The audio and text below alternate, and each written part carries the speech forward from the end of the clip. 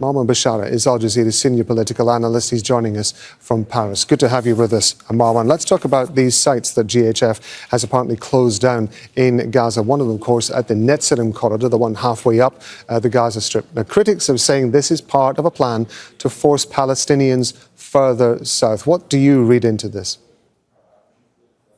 First and foremost, your report is not just excellent, it's by definition an insult to injury, what the GHF is doing. It's an insult to injury. Not only it has become a trap for starving Palestinians to be killed on top of being starved, it's actually complicit with the Israeli military.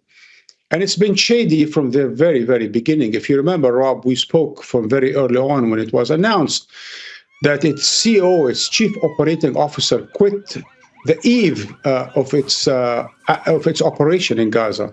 Its director quit the same weekend as its operation started in Gaza. And ever since, what we know about it is shady. Every single aspect of this organization, including how it was formed, its legality, those behind it, the contractors, the so-called evangelicals, the Israeli military, and so on and so forth. Everything about it is shady. And hence, whatever it does today, it is not about aid. It is not about the Palestinians. It's about Israel-American diktats. And that's exactly as your report showed, everything is being coordinated.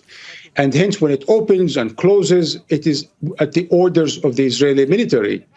And clearly, the plan is, as we've spoken a couple of times, is to concentrate the Palestinians in the south. I could not believe it, by the way. I mean, this is the worst nightmare. This is like a conspiracy theory. Even when it was reported in kind of different ways in the beginning that this is meant to bring the Palestinians down south in order to ethnically cleanse them, I was skeptical. Because it's unbelievable that a so-called humanitarian organization would be complicit with the Israeli military occupation in order to drive people south, in order to then transfer them. I want to bring the conversation to the ceasefire talks. Well, the talks, the negotiations, or whatever is going on in Washington at the moment, because so much of it, as you and I have been discussing, are behind closed doors. We really don't get a key idea of what's happening here. Hamas, however, has said that as a gesture of good faith, it's prepared to release 10 hostages in order to try to move things forward. Do you think that this will play some role in moving those talks forward? Or do you think that Israel and the US are working to a different agenda? You know, I'm going to go on a limb and make a prediction. I get the feeling that perhaps Hamas is trying to help Trump with Netanyahu, believe it or not. Why do I say that? I get the feeling that in the past 48 hours or 72 hours, Netanyahu has been sort of running rings around Trump. As you noticed, even from Trump's meeting with the South Africans, I mean, not with the African leaders, Liberia and so on and so forth, Nigeria, is that he has too much on his plate. He's approaching 80, his focus, his ability to deal with trade, with the domestic situation, and everything else. On top of that, Netanyahu and Sarah, which is a whole other thing, his wife, really makes Trump's schedule or just basically clutters Trump's schedule. And I don't think the president can actually function as fast as Netanyahu, because Netanyahu has a very racist criminal agenda in Palestine. He basically wants to ethnic cleansing it and calling it the Trump vision. Trump, off the cuff, back in whenever, said something about, you know, maybe we can turn into the beachhead property and whatever. But Netanyahu has clung into that. And now he's basically being an obstacle to any serious ceasefire because he wants to ethnically cleanse Gaza. Trump, who promised to be the peacemaker, promised a ceasefire, is finding it difficult to deal with Netanyahu. And hence, apparently, I would say the Qataris and Hamas are stepping in, lending Trump a hand in order to face the Netanyahu and say, you have no more excuses. The Israelis are saying that, the Europeans are saying that, every other party is saying that, the Egyptians, the Qataris. But clearly Netanyahu has a very criminal plan in mind. Trump needs to step up and do something about that. Why? Briefly, because Netanyahu is a spent capital.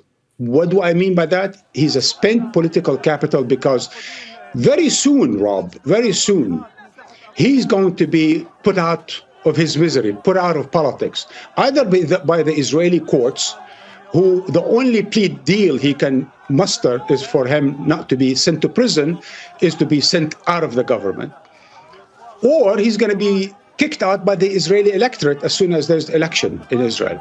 So Trump need not spend any more capital on Netanyahu, because he is a spent political capital. Just briefly, Marwan, last question. With regard to the timing of all of this, Donald Trump was adamant that just a few days ago that there was going to be a ceasefire done this week, as in by Friday, I'm guessing. All of a sudden, we heard statements from him today saying, well, yeah, we might get one this week. It might be next week. Well, you know, you can never judge how things go in war. Do you get a sense that he is beginning to realize that what he thought he was in control of is no longer in his control, and actually the responsibility of whether or not these talks happen is actually elsewhere, probably with Netanyahu? Sounds familiar, doesn't it? He at least admitted that when it came to Putin and Ukraine. He was so optimistic that he can be able to solve it even before he becomes president, or in 24 hours. And certainly did not materialize. And Putin, of course, thinks of himself as the leader of a superpower of its own, Russia, and is doing what is in Russia's best interest. And that's certainly catching Trump, unprepared. And here we have something similar. He thought that he could lean on Netanyahu, but apparently he cannot just speak to him. That's why you and I and everyone else, we've been saying for a good number of weeks, months now, that he needs to use his leverage. As I said, Netanyahu is a spent political capital.